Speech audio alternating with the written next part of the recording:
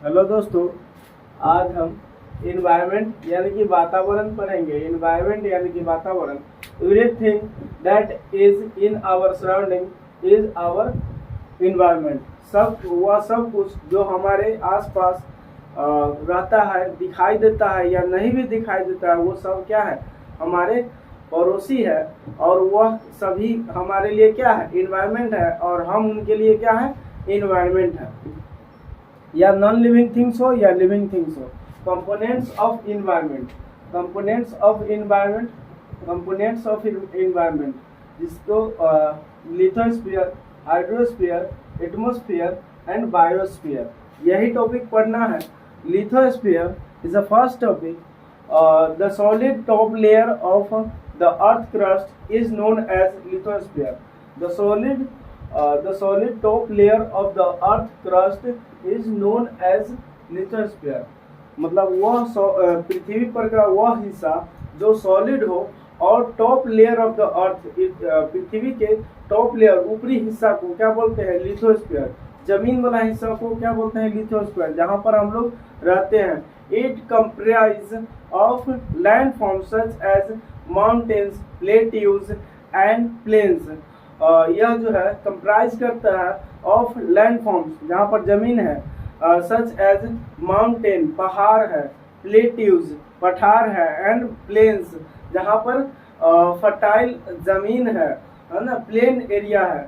It is important for human beings as it provides land for human settlement, supports the forest, cover contains the rich solid soil for growing crops, provides minerals for various human activities। It is important for human beings। यह जो है lithosphere इंसान के लिए, human beings के लिए क्या है, इम्पोर्टेंट है, महत्वपूर्ण है। It provides land for human settlement. Land जो है इंसान के सेटलमेंट के लिए प्रोवाइड करता है, सपोर्ट करता है। The forest cover contains the rich soil for growing crops, ताकि जो है क्रॉप्स उपजाया जा सके, अनाज है ना। प्रोवाइड्स मिनरल्स, और ये मिनरल्स देता है फॉर वेरियस ह्यूमन एक्टिविटी, और भी बहुत सारा चीज देता है इंसान की एक्टिविटी करने के लिए। Hydrosphere, second topic is hydrosphere. First topic is a complete, second topic is a hydrosphere। The domain of water is referred to as hydrosphere। The domain of water is referred to as hydrosphere। The domain of water is referred to as hydrosphere। Hydrosphere, the domain of water is referred to as hydrosphere।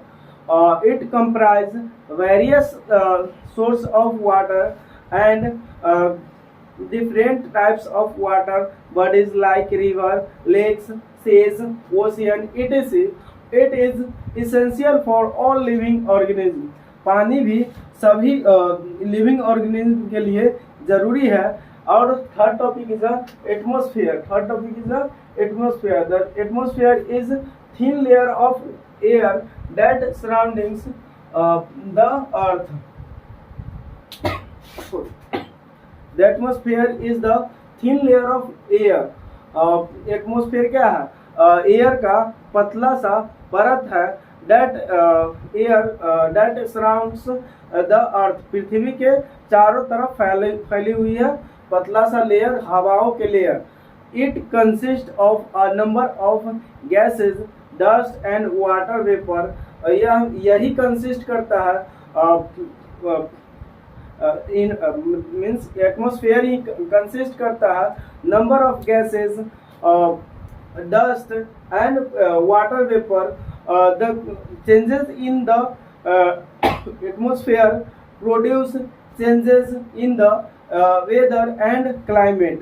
यही जो है climate को change करता है। Atmosphere produce changes in the weather को भी change करता है, मौसम को भी, और क्लाइमेट को भी चेंज करता है। Biosphere, fourth topic is biosphere. plant and animals kingdom together make biosphere or the living world. Means plant animal kingdom, पौधा और एनिमल किंगडम दोनों साथ में मेक क्या बनाते हैं, बायोस्फीयर, और उसी को द लिविंग वर्ल्ड बोलते हैं. It is a narrow zone of the earth where land water and air interact with each other to support life. It is a narrow zone of the earth where land, water and air interact with each other to support life. This is the zone that makes earth a unique planet because of the extenses of life. Ecosystem is a topic. All plants and animals and human beings depend on their immediate surrounding. All plants, animals and human beings depend on their immediate surrounding. Often they are also interdependent on each other. Means सभी जीव जो है एक दूसरे पर dependent है, interdependent है. This relation between the living organism as well as the relation between the organism and their surrounding form and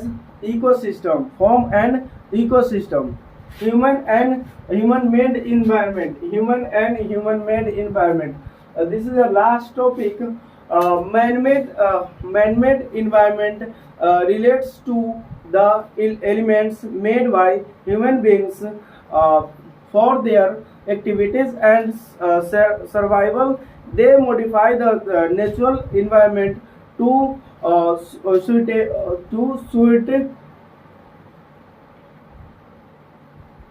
suit their needs by man-made things. This includes roads, buildings, bridges, vehicles, factories, farms, mines, etc. It is a man-made environment. यह जो है इंसान के द्वारा environment है, जैसे में इंसान के द्वारा बनाया गया environment है. Man-made environment relates करता है to the element made by human beings to their activities, उसके एक्टिविटी क्रियाकलाप करने से, एंड सर्वाइवल, उसको वो जो है सर्वाइव करता है. दे मॉडिफाई करता है, वे जो है मॉडिफाई करते हैं द नेचुरल इन्वायरमेंट को suit there needs.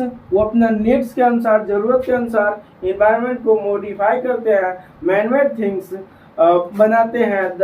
This includes roads, जैसे में इसमें इंक्लूड है रोड्स बनाते हैं, बिल्डिंग्स बनाते हैं, ब्रिज बनाते हैं, व्हीकल्स बनाते हैं, factories, farms, mines, etc. It is a human and man-made environment. Human environment consists of human beings themselves on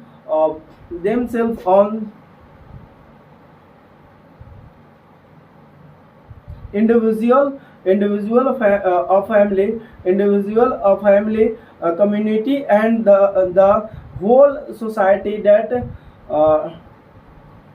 interacts, form of social, political, religious groups and affect each other's living organism.